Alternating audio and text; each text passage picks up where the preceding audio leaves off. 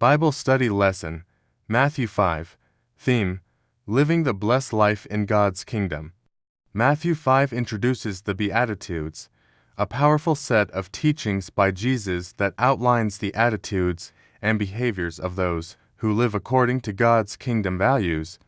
These blessings focus on spiritual character rather than worldly success and provide a framework for a Christ-centered life. Let's read the chapter and discuss it. And seeing the multitudes, he went up into a mountain, and when he was set, his disciples came unto him.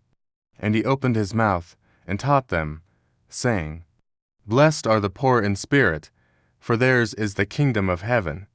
Blessed are they that mourn, for they shall be comforted.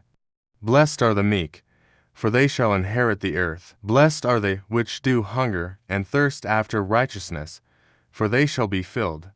Blessed are the merciful, for they shall obtain mercy. Blessed are the pure in heart, for they shall see God.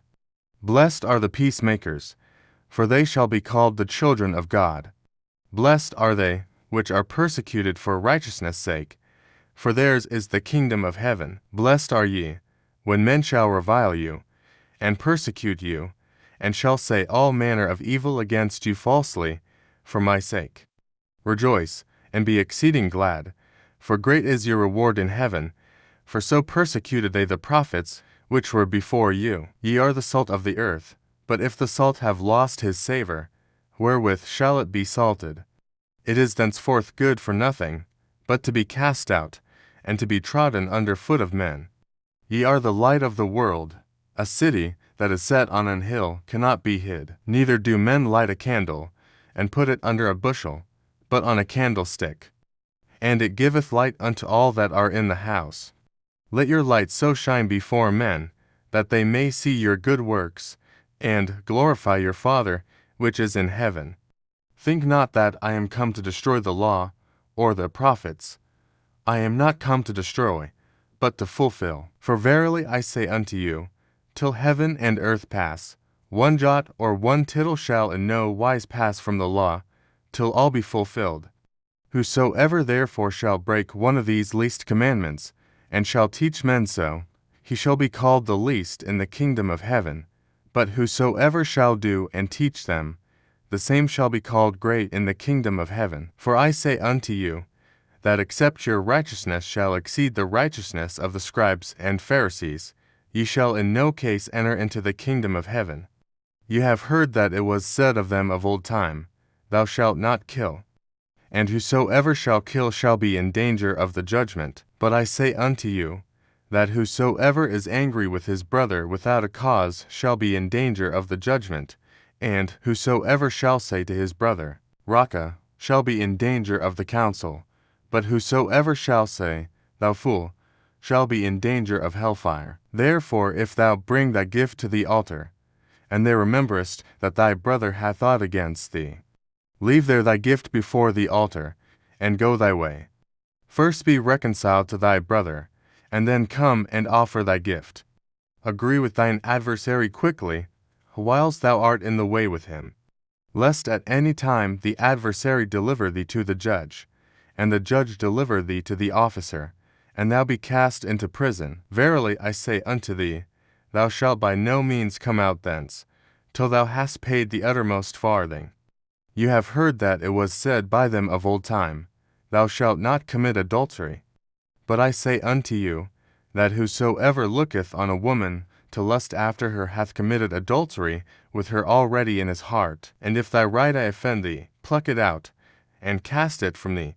For it is profitable for thee that one of thy members should perish, and not that thy whole body should be cast into hell. And if thy right hand offend thee, cut it off, and cast it from thee. For it is profitable for thee that one of thy members should perish, and not that thy whole body should be cast into hell. It hath been said, Whosoever shall put away his wife, let him give her a writing of divorcement. But I say unto you, that whosoever shall put away his wife, saving for the cause of fornication, causeth her to commit adultery, and whosoever shall marry her that is divorced committeth adultery. Again, ye have heard that it hath been said by them of old time, Thou shalt not forswear thyself, but shalt perform unto the Lord thine oaths. But I say unto you, swear not at all, neither by heaven, for it is God's throne, nor by the earth, for it is his footstool, neither by Jerusalem, for it is the city of the great King. Neither shalt thou swear by thy head, because thou canst not make one hair white or black. But let your communication be, yea, yea, nay, nay, for whatsoever is more than these cometh of evil. Ye have heard that it hath been said, An eye for an eye, and a tooth for a tooth. But I say unto you, that ye resist not evil, but whosoever shall smite thee on thy right cheek, turn to him the other also. And if any man will sue thee at the law, and take away thy coat, let him have thy cloak also. And whosoever shall compel thee to go a mile, go with him twain. Give to him that asketh thee, and from him that would borrow of thee turn not thou away. You have heard that it hath been said, Thou shalt love thy neighbor, and hate thine enemy. But I say unto you, love your enemies, bless them that curse you, do good to them that hate you, and pray for them which despitefully use you, and persecute you, that ye may be the children of your Father which is in heaven. For he maketh his sun to rise on the evil and on the good, and sendeth rain on the just and on the unjust.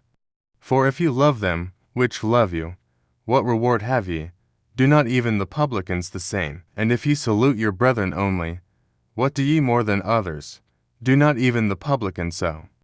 Be ye therefore perfect, even as your Father which is in heaven is perfect. Key points and explanation. 1. Introduction to the Beatitudes, Matthew 5:1-2. Jesus, seeing the crowd, goes up on a mountainside and begins teaching his disciples. This setting emphasizes the importance of the message, likening Jesus to a new Moses delivering divine truth. Just as Jesus taught his disciples on the mountain, believers today are called to gather and learn his principles, setting their lives apart from worldly priorities. 2. The Beatitudes, Matthew 5:3-12. Each statement begins with blessed, indicating divine approval and a state of spiritual well-being. Jesus highlights qualities like humility, mercy, and purity, contrasting them with the values of the world. Key themes include dependence on God. Blessed are the poor in spirit, for theirs is the kingdom of heaven. Comfort in mourning. Blessed are those who mourn, for they will be comforted. Humility over power. Blessed are the meek, for they will inherit the earth. A deep desire for righteousness. Blessed are those who hunger and thirst for righteousness, for they will be filled. Mercy and forgiveness. Blessed are the merciful, for they will be shown mercy. Pure motives. Blessed are the pure in heart, for they will see God. Peacemaking. Blessed are the peacemakers, for they will be called children of God. Endurance in persecution. Blessed are those who are persecuted because of righteousness, for theirs is the kingdom of heaven. The Beatitudes challenge Christians to reflect God's character in a world that often values self-interest, power, and revenge. Living out these teachings is countercultural but brings true spiritual fulfillment. 3. Rejoicing in persecution, Matthew 5:11-12. Jesus concludes with encouragement for those who face opposition for their faith. He reminds them that prophets were persecuted in similar ways and that their reward in heaven is great. Relevance today.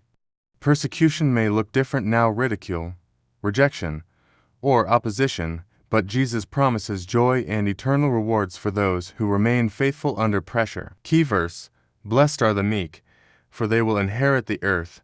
Matthew 5:5. Engagement activities. Spend 10 minutes in the silence meditating on a beatitude that resonates with you. Write down how it applies to your life and one step you can take to live it out this week. Practice scenarios where you show mercy, bring peace, or demonstrate humility. For example, responding kindly to criticism or resolving a conflict. Share a time when you experienced God's blessing through one of the Beatitudes. How did it shape your faith? Discussion questions. What does being poor in spirit mean to you, and how can you cultivate this attitude in your life? How does mourning over sin or brokenness bring comfort from God? Why is meekness often misunderstood, and how can it be a source of strength? What does it mean to hunger and thirst for righteousness in today's world? How can you actively live as a peacemaker in a world filled with division? Have you ever faced opposition for your faith? How did this passage encourage or challenge you? Closing reflection. The Beatitudes are not just guidelines, but a way of life that reflects God's heart. As we embody these teachings, we align ourselves with His kingdom and become a light to the world. While these principles may feel challenging, they lead to a life of true blessing and eternal reward. Close the study with prayer, asking God to empower you to live out the Beatitudes and bless others through your transformed life.